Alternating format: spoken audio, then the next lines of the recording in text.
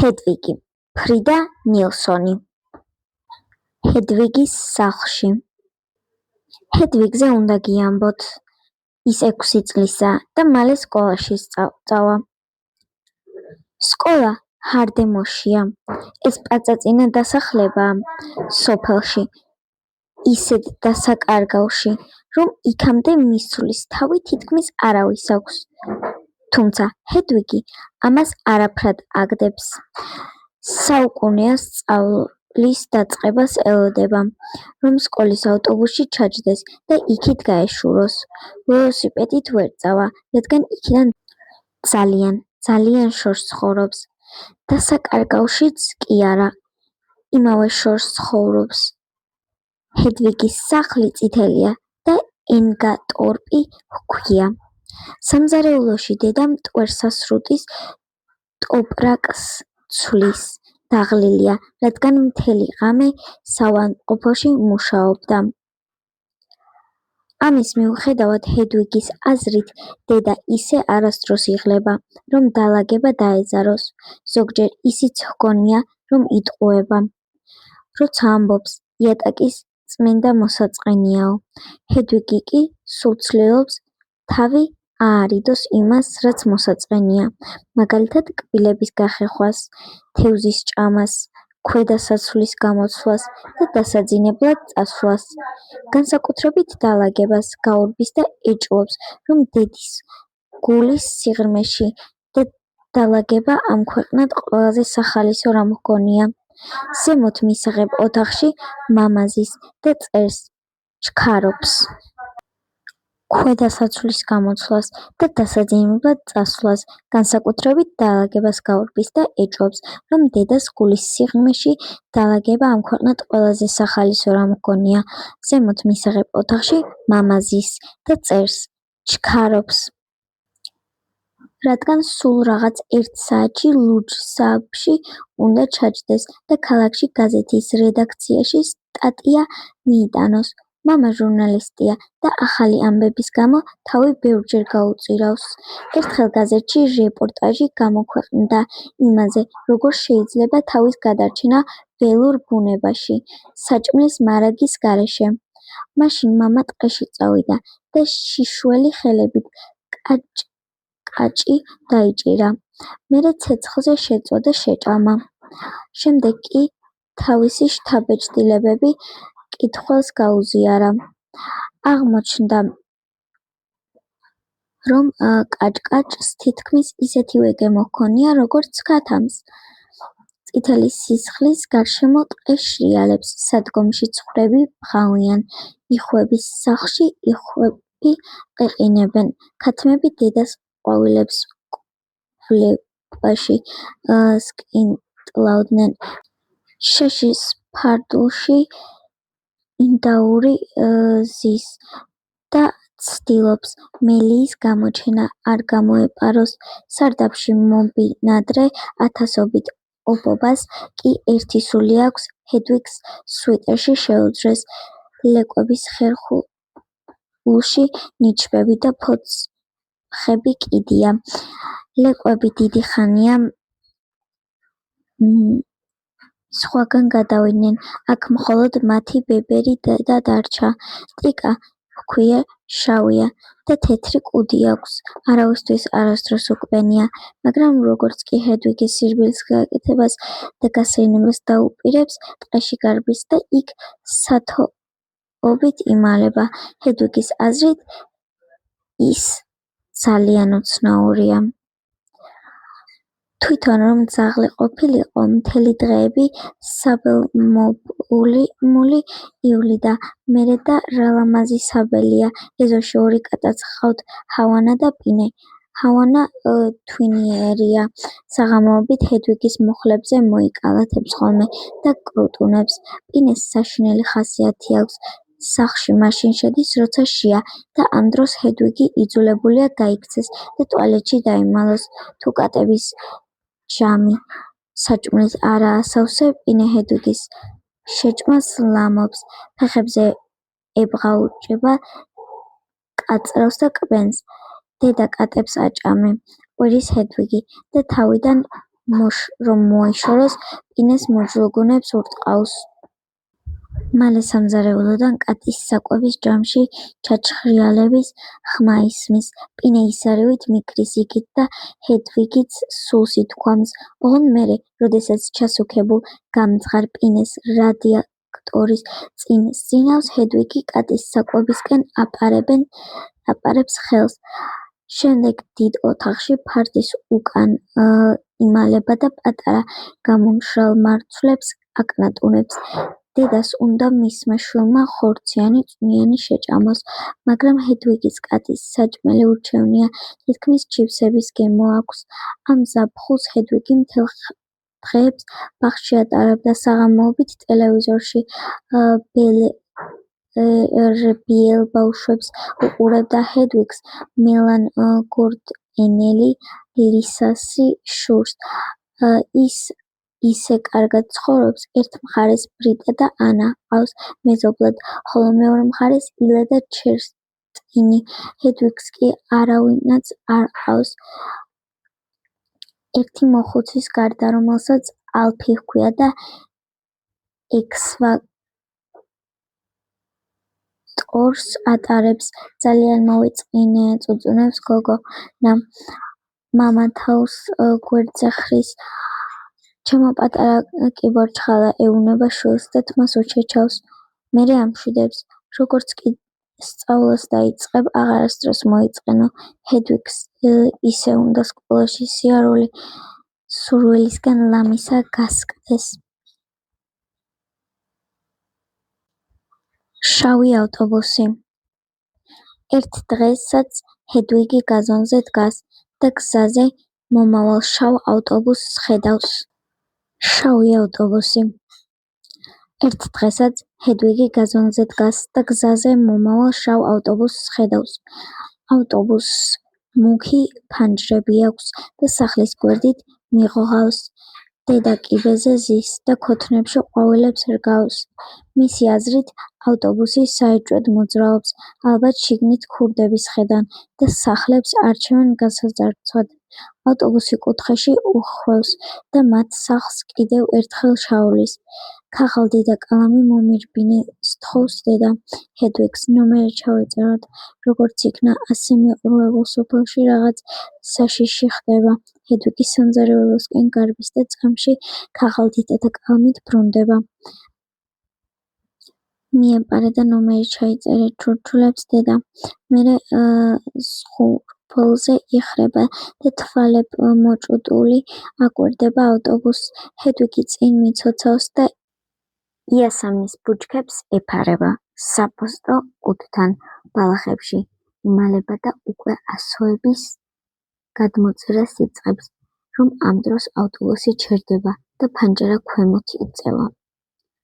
ხუჭი ჭირწაბლის ფერთმიანი კაცი თამბაქოს ღეჭავს და ფანჯრიდან თავს ყოფს. ხუჭუჭას გვერდით კიდევ ერთი ქურდი ზის, რომელსაც კები ახურავს და ტყავის ქურდო კი აცვია.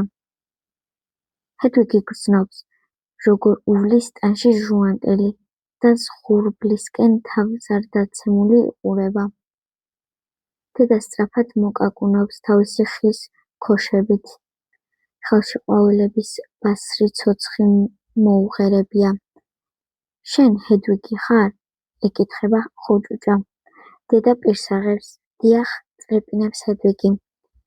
კაცებს უხარიათ, მერე კი უხსნიან, რომ მთელი სათია დაბოდიალდნენ და ჰედვიგის სახლს ეძებნენ. სკოლის ავტობუსის მძღოლები არიან და ჰედვიგი სკოლაში უნდა ატარონ. შეძბუნებული დედა ფოცხს ბალახზე აგდებს და სტუმრებს ხელს ართმევს. რა სასიამოვნოა, რა სასიამოვნოა, ამბობს და თან თავაზიანად ეღიმება. მერე დიდხანს ესაუბრება მძღოლებს. ბოლოს ის ხუჭუჭა კაცი ჰედვიგს ეკითხება. ქაღალდი და კალამი რად გინდა? სწორედ ამ დროს დედა ხვდება, რომ საუბარი ძალიან გაუგრძელდათ. ის და ჰედვიგი შინ უნდა შევიდნენ და სადილი მოამზადონ, კაცები კი უნდა წავიდნენ. ჰედვიგი ფანჯარასთან დგას და უყურებს, როგორ უჩინარდება ავტობუსი. ნაძვებს შორის უკვე ძალიან ცოტა დრო დარჩა. ლინდა. ადრიანი დილაა, ბალახზე ნამი ჯერაც არ შემშრალა. ჰედვიგი კი უკვე ლურჯი სააბის უკანა სავარძელზე ზის. დედას და მამას სკოლაში მიჰყავთ მისი მასწავლებელი, რომ გაიცნონ. მერე კი უკვე ის მხიარო ავტობუსის მძღოლები ატარებენ. ჰედვიგს ახალი ფოსფორისფერი შარვალი აცვია და გული სწრაფ-სწრაფად უცემს. დღეს სკოლა იწყება. გორაკებზე გადადიან და ყვითელი სიმინდის ყანებს მიუყვებიან. მალე ჰარდემოში ჩადიან, სადაც მიჯრით დგას პაწია წითელი სახლები. პატარა თეთრ ეკლესიას ჩაუვლიან, რომლის გვერდითაც სკოლაა. ნარინჯისფერ აგურის შენობის წინ დიდი კიბე აქვს, ავტოსადგომზე ბევრი მანქანაა. ბავშვები კარს გუნდ-გუნდად აწყდებიან. ჰედვიგი ყველას ათვალიერებს. ზოგიერთი ბავშვი დიდივით გამოიყურება. ბიჭები ჟოკეივით მაღლები არიან. გოგონებს კი მაკიაჟი აქვთ გაკეთებული. ზოგი გაზონზე გადარბის და ხეებიდან ვაშლებს კრებს. ჰედვიგსაც ძალიან უნდა ამის გაკეთება, მაგრამ იქ მისვლას ვერასოდეს გაბედავს. ძალიან პატარაა. გასახდელში შესული პირველკლასელები ყვითელი კარის წინ იყრიან თავს. ბედნიერი არავინ ჩანს. მოშორებით პირსაბანთან ჰედვიგი გოგონას ხედავს. ვარდისფერი ბლუზითა და აპრეხილი ცხვირით გოგონა ყბებს ძაბავს და ბავშვებს გაყინული მზერით მისჩერებია. ჰედვიგი სწრაფად არიდებს თვალს. უცებ სინანული ეუფლება. სკოლაში სიარული აღარ უნდა. ურჩევნია წავიდეს და თავისი სახლის ბაღში მიწა ჩიჩქნოს, სანამ პენსიონერი გახდება. ამ დროს მასწავლებელი კარს აღებს. ჰედვიგს შეუძლია შიგნით შევიდეს და თავის მერხთან დაჯდეს. იქ აბრაა, რომელზეც ვიღაც დიდი ასოებით დაუწერია. ჰედვიგი აქეთ-იქით იხედება. კედლები მდოგვისფერი და სრულიად შიშველია. იატაკი მწვანეა და ბზინავს. მასწავლებელი უფროსებს ყავასა და ფუნთუშებს სთავაზობს. დედა და მამა კუთხეში დგანან და სხვა მშობლებთან ერთად იცინიან. არც ერთი ბავშვი არ იცინის. მოჩვენებივით ჩუმად სხედან. ჰედვიგი გვერდითა მერხის აბრისკენ აპირებს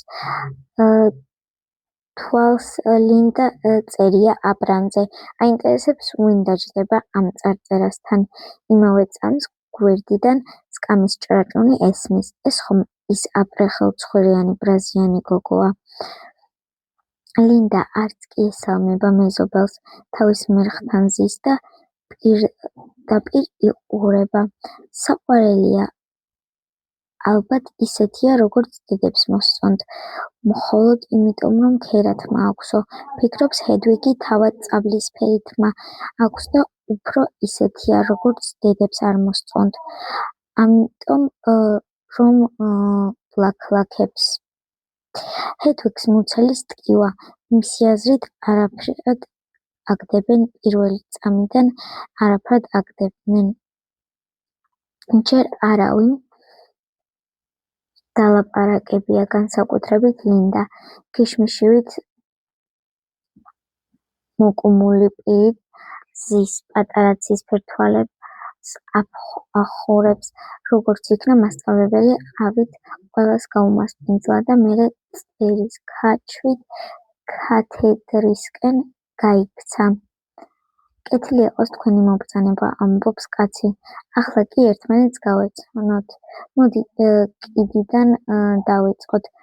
მატიასი იწყებს პირველი ბავშვი. პერი აგრძელებს მეორე. შემდეგ მოდიან პატრიკი, რიკარდი და ნიკლასი. ნიკლასის შემდეგ კარინ, მერე კი ჰედვიგის ჯერიც დგება. გოგონა ნერვიულობს. უცებ თავისი ნამდვილი სახელის ნაცვლად პატარა იდიოტი, რომცა მოსწეს, სუნთქვას იკრავს და რაც შეუძლია სწრაფად ბუტბუტებს. ჰედვიგი ერთ წამში ყველაფერი მთავრდება. ახლა ლინდას ჯერია, მაგრამ ლინდა დუმს. ჰედვიგი ხედავს, როგორ ცახცახებს აქვს პატარა ცისფერი თვალები, მთლად დაბინდვია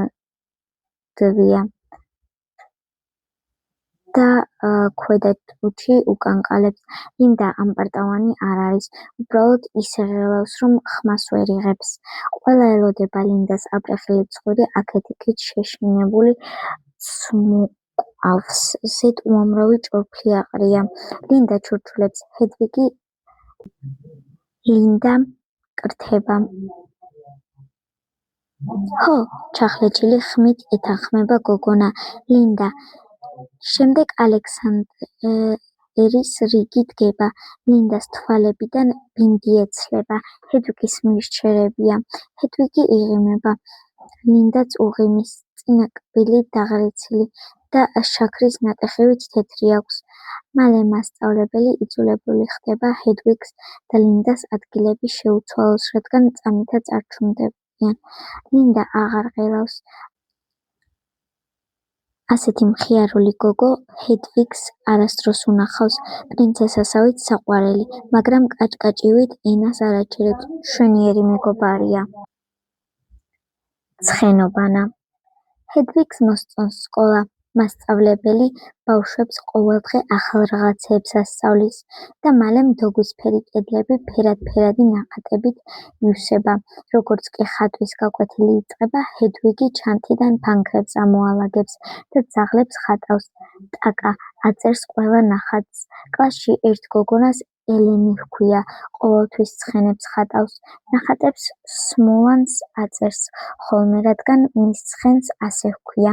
ლინდა ზღვის კოჭს ხატავს, რომელიც თავის ოთახში გალიაში ყავს და აწერს როი.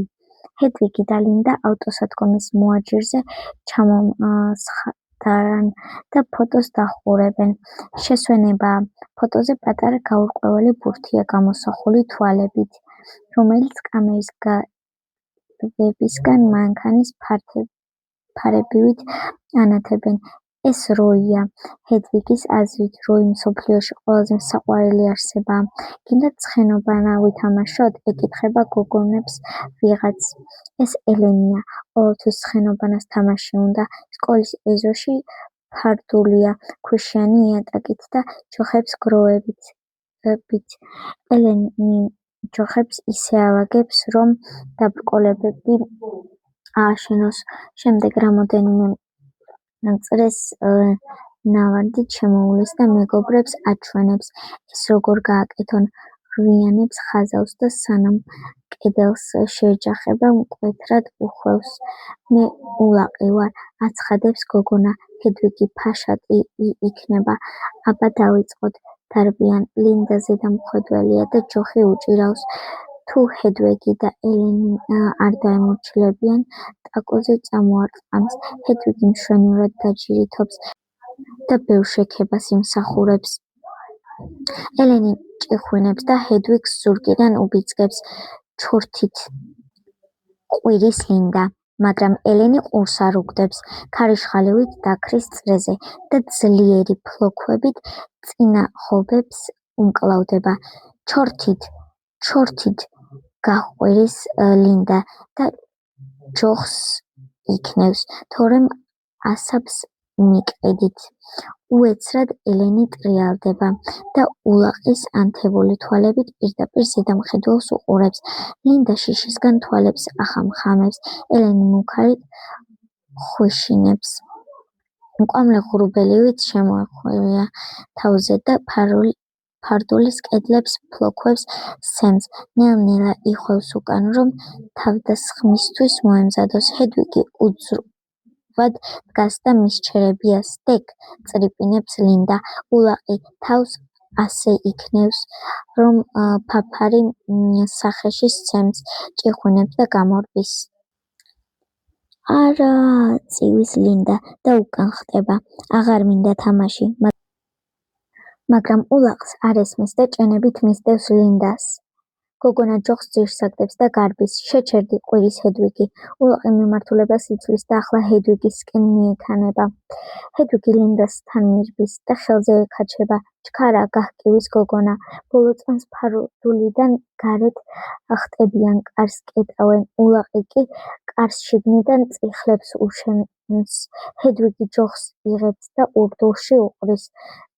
თუ დამშვიდდები, გამოგიშვებთ, ეუბნება ლინდა და აყურებს ულაყი ისეთი წიხლით. პასუხობს მთელი ფარდული სანძარებს. ლინდა ყურს ისრეს, მაშინ იჯექი მანდ, აგრძელებს გოგონა. ცოტა ხანში დავბრუნდები. როგორ იქცევი, გოგონა მოაჯირისკენ გარბიან. ლინდა როის ფოტოს იღებს ჯიბიდან. ჰედვიგს ერთი სული აქვს, ლინდას ესტუმროს და როი გაიცნოს. ოჰ, როგორ უნდა მასაც ჩხუბის თავი პინეს ნაცვლად ზღვის გოჭი ჰყავდეს. 2 წუთში ზარი ირეკება. ლინდა ფოტოზე ჯიბეში ინახავს და მეგობრები სკოლაში შერბიან. ჰედვიგი კლასში შედის და თავის მერხთან ჯდება. ლინდაც თავის ადგილას უბრუნდება. სწავლის დაწყებიდან სულ რაღაც 2 კვირა გავიდა, მაგრამ მასწავლებელს უკვე დაქანცული სახე აქვს. ახლა გეოგრაფია აქვთ გაკვეთილი სკონეს ეხება. მასწავლებელი ბავშვებს გრძელი ქვიშიანი სანაპიროების სურათებს აჩვენებს და იქ გატარებულ შეღებულებაზე უყვება. ყველა ფოტოზე საცურაო კოსტუმი გამოწყობილი მასწავლებლის ცოლია, რომელიც პატარა სოსისივით გაწოლილია პლაჟზე. უეცრად მასწავლებელი შუბლს იჭმოხმის და საკლასო ოთახს თვალებს. განა ელენი დღეს სკოლაში არ ყოფილა, ეკითხება ბავშვებს. ცხენი, ელენის გამოშვება დაავიწყდათ. შეშინებული ჰედვიგი ლინდას შეჰყურებს. ლინდა ასეთივე დაბნეულია, როგორიც ის ამოკითხვის დღეს იყო. პატარა ცისფერ თვალებს ნერვიულად აფახურებს და სადაცაა ლოყებზე ცრემლის მარცვლები ჩამოუგორდება. მასწავლებელი ყველაფერს ამჩნევს. ლინდა ბუნებს. კაცი, იცი ელენი სად არის? ლინდა ხმას ვერ იღებს. სახე გასწითლებია, აპრეხილი ცხვირი კი ქვითთინისგან უცახცახებს. ბოლოს ჰედვიგი უხალისოდ სწევს ხელს. გისმენ, ეუბნება მასწავლებელი. ჰო, იწყებს ჰედვიგი და ლინდასკენ აპირებს თვალს. ალბათ ისევ ფარდულშია. იქ ჩაიკეტა. მასწავლებელი თვალებს აჭყեց. დიდი წვერის ღარბის ეკლებივით ებურძგნება. ჩაიკეტა? ჰედვიგი თავს უქნევს. ცხენოგანავს თამაშობდით, ჩურჩულებს გონობა. მასწავლებელმა ხელი ჩაიქნია და კარისკენ გაეშურა. ჩემ დაბრუნებამდე არავინ გაინძრეს, ყვირის და გარეთ გადის. ჰედვიგი ყელში გაჩხირულ ბურთს ყლაპავს. მთელი კლასი მხიარობს, განსაკუთრებით ბიჭები. მათი აზრით, ჰედვიგი და ლინდა ძალიან კარგად მოიქცნენ. მასწავლებელი კლასში ცხენთან ერთად ბრუნდება, თუმცა ის უკვე ველური და გაბოროტებული აღარაა, მოწყენილია. სახე ტრიალისგან მთლად გაძეთლებულია და სათვალეები დაორთქლილია.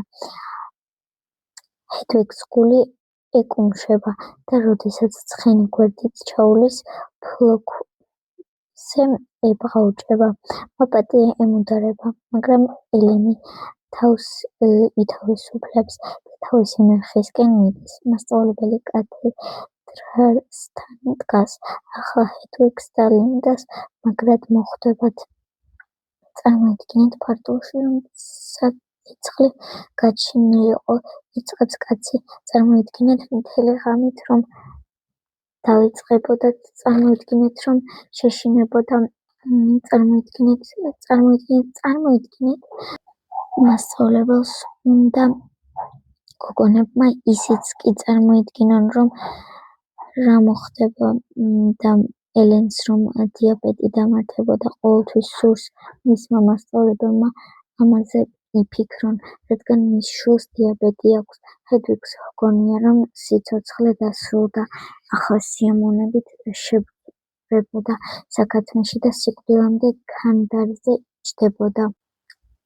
ჰედვიგს შინ უარესი ელოდა, მას სწავლებელს თან დაურეკავს და ცხენობანას შესახებ დედამისთვის უამბია. დედას სახე გადაფითრებია, ტელეფონმა რომ დარეკა. დედა ჰედვიგის სავარძელს ახლა შალითას აკრავდა. გოგონამ თვითონ აირჩია ბანანებით მოხატული ქსოვილი. ახლა კი დედა ყველაფერს თავს ანებებს და სავარძლის გადაგდებას აპირებს. როგორ შეიძლება ვინმე ასე ჩაკეტო ეკითხება შვილს. ჰედვიგს დედა ასეთი დაღონებული არასდროს უნახავს. მერე უსიტყვოდ გადის ოთახიდან. იატაკზე ნახევრად გამზადებული სავარძელი დგას. ბალიშზე მოხატული ბანანებით ყველაფერი სულელურად გამოიყურება. ჰედვიგი სიცივეში გარეთ გარბის. ქურდუქი კი რეზინის ბოტებით აცვია. თავზე კი პომპონიანი ქუდი ახურავს. ჰორიზონტზე ჩამოვალი მზე მოჩანს. გოგონა ნავებს შორის მიიყვანეს გზა და მალე თვალს ეფარება. ძირს ჩამოცვენილ ტოტებს ფეხქვეშ ხრაშახრუში გაუდით. ჰედვიგი სწრაფად მიაბიჯებს. ქუდის პომპონი წინ და უკან ქანაობს. ხავსზე გოგონა ცრემლები იცვივა. იცის, რომ დედას მისი დანახვა აღარ უნდა, აღარც მამას. ვეღარასდროს ნახავს ტაკას ან ჰავანას, ვერც პინეს და ლინდას. ისე შორს უნდა გაიქცეს, რომ ვერავინ იპოვოს. მიწას სრიალა ყვითელ ფოთლებს დაუფარავს. ტყეში დიდი ხნის ხეტიალის შემდეგ ჰედვიგი მიწაზე ჯდება და ზურგით ხეს ეყრდნობა. ცრემლები ხაპა-ხუპით ჩამოსდის, ბნელდება, შიშით ეუფლება. ჰედვიგი არ ეგონა, რომ ასეთი წყდიადი ჩამოწებოდა. თითქოს თვალები აუხვიესო შიშისგან. სხეული გაუშეშდა. ცაზე პატარა ვარსკვლავები ციმციმებს, მაგრამ ქვემოთ ისე ბნელა, როგორც მიწის ქვეშეთში. გაურკვეველი ხმები ესმის გარშემო რაღაც შრიალებს და ეპარება. იქნებ მგლებია. დედა ჰედვიგი ფეხებზე წამოდგა. სახლში გაქცევას აპირებს. ხავსსა და ტოტებზე ბორძიკებს და იქამდე ყვირის, სანამ ხმა არ უწვრილდება და ეხლიჩება. 100 მილს გარბის, შემდეგ 1000-საც. სახლამდე ვერ აღწევს გზა დაებნა. ტანსაცმელზე ტოტები ედება. ბოტებმა ფეხები დაუყლიფა, ჩერდება. პატარა ველებზე გათენებული ქოხი დგას.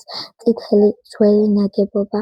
ჰედვიგს გული უცემს, ქოხს ათვალიერებს. მართალია, შინ დაბრუნება უნდა, მაგრამ იცის, რომ სახლის გასას ვეღარასდროს იპოვის. გოგონა ქვის პატარა საფეხურებს აირბენს და კარზე აკაკუნებს. არავინ უღებს, მაგრამ უფრო მაგრად აბრახუნებს. ქოხში ისევ სურჩუმეა. იქვე ჩამოჯდება და ელოდება ურჩევნია მთელი ღამე აქ გაატაროს, ვიდრე ისევ ტყეში დაბრუნდეს. ამ დროს კატა უახლოვდება და ფეხებზე უგასუნდება დიდხანს. სხედან ასე და ერთმანეთს შესცქერიან. მერე ჰედვიგს ზურგს უკან ვიღაც კარს აღებს. პატარა ղრიჭადან დანაოჭებული მოხუცი ჭყიდება. შეიძლება შემოვიდა ეკითხება ჰედვიგი და დგება. უნდა დავრეკო. მოხუცი არაფერს ამბობს. ალბათ უნდა გოგონა წავიდეს და სხვა სახლიდან დარეკოს, რადგან უცხოები არ უყვარს. თუნდაც ისინი 6 წლის იყვნენ. ჰედვიგის სახეზე ხალებს იფარებს და ქვითინებს. მოხუცი ისეთ გამომწვევებას იღებს, თითქოს სადღაცა და ყურები დაეგრეხება და მოსწრება. შიშინებს, მაგრამ ჰედვიგი ვერ ჩუმდება და კიდევ უფრო ხმამაღლად ერის. ბოლოს მოხუცი ნებდება და გოგონას პატარა ყვითელ სამზარეულოში უშვებს. ფანჯარასთან ერთადერთი სანათი ბჟღუტავს. ჰაერი ჩახუთულია და ოთახში ძირხმენების სუნი დგას. ნაკსოვი ფარდები ჭუჭყიანია, იატაკი კი წებოვანი. მოხუცს გრძელი მეჩხერი წვერი აქვს. ტყეში 58 კატასთან ერთად ცხოვრობს. ისინი ყველგან არიან იატაკზე, მაგიდაზე, სკამებზე, ღუმელზე, ჭურჭლის ნიჟარაში, ღუმლის ღია კარშიც კი წითური კატაზის და თათს ილოკავს. მოხუცი ხელს უთათ თუნებს ამასობაში თაროსთან მიდის და იქიდან ტელეფონს იღებს. ნომერი იცი? ეკითხება ჰედვიგს. დიახ, უპასუხობს გოგონა და მძიმე შავ ტელეფონს იღებს. მალე დედას ხმა გაიგონებს, მაგრამ ყურმელის მეორე ბოლოდან არავინ სცემს პასუხს. ზარი ზარს მისდევს. 11-12 ალოს არავინ ამბობს. პასუხის გაცემა არ უნდათ. ასეთი გაბრაზებულები არიან, აღარასდროს დამელაპარაკებიან. ამაში დარწმუნებულია. ტელეფონს იატაკზე ისეთი ძახილით ახეთქებს, რომ კატები აქეთ-იქით ჩხავილით გარბიან. შინ ვეღარასდროს დაბრუნდება. ჰედვიგი ისე რანავის მოხუცს სასოწარკვეთილება იპყრობს. ჩუ წრიბინებს კაცი და გრძელ წარბებს ჭმუხნის. ეს ხმამაღლა ნუტირი რა გქვია? ჰედვიგის ლუკუნებს გოგონა. მოხუც ენას იკვნევს საცხოვრო ინგატორში. მოხუცი კარადას აღებს და კაუჭიდან ნივთის დიდ ფარანს ხსნის. მერე ჩექმებს იცმევს და ქუდს იხურავს და თავს პატარა გაუხეშებული მუშტით ჰედვიგს ხელს ებღაუჭება. არც ისე შორია ამბობს და კარს აღებს. სიბნელეს ერევიან. წითური კატა კი ღუმელში გაწოლილი რჩება. ბილიკის გასწვრივ მაღალი ბუჩქნარია. მოხუცის ფარანი წინ და უკან განაობს. ჰედვიგს ხედავს, როგორ ცეკვავენ არყის ხეები ყვითელ შუქზე და როგორ ითელება მის ფეხქვეშ დამჭკნარი ჭინჭარი. მოხუცი სწრაფად მიიწევს წინ. ჰედვიგი ქოშინით მისდევს. კაცი ხელს უჭერს. მალე შინ იქნები, ამშვიდებს გოგონას. ბოლოს მოკირწყლულ გზაზე გადიან. ჰედვიგი კუნაპად სიბნელეშიც კი ისვნე ცნობს სახლის გზას. ხედავს, როგორ ანათებს ინგატროპის სამზარეულოს ფანჯარა თბილი კუთხოვანი თვალით.